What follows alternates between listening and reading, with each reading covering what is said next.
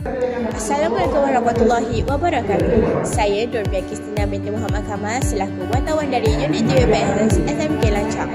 Sekarang saya berada di Dewan Hajah Faridah telah berlangsungnya Mesyuarat Agung PIBG bagi 2025. Mari kita saksikan situasi yang sedang berlangsung.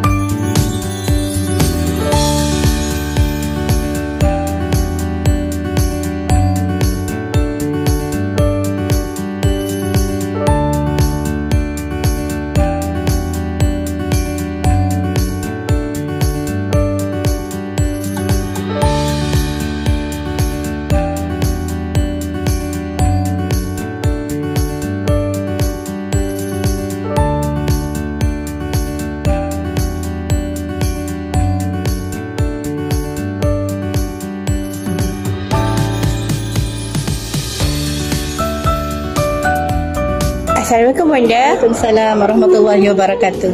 Saya Dormia Kristina Dati, wartawan unit TVPS SMK Lanchang. Ingin bertanya beberapa soalan kepada Bonda tentang mesyuarat yang berlaku sebentar tadi. Okey, boleh, tak ada masalah. Okey. Untuk pengetahuan Kristina, kita baru saja menyelesaikan Mesyuarat Agung PIBG kali ke-23 untuk sesi 2025-2026.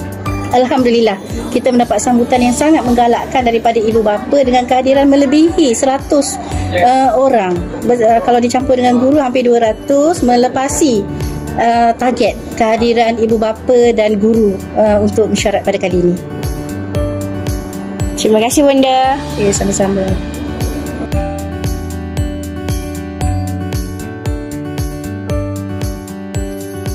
Dan laporan saya pada hari ini. Mari jumpa pada episod yang akan datang. Bye-bye.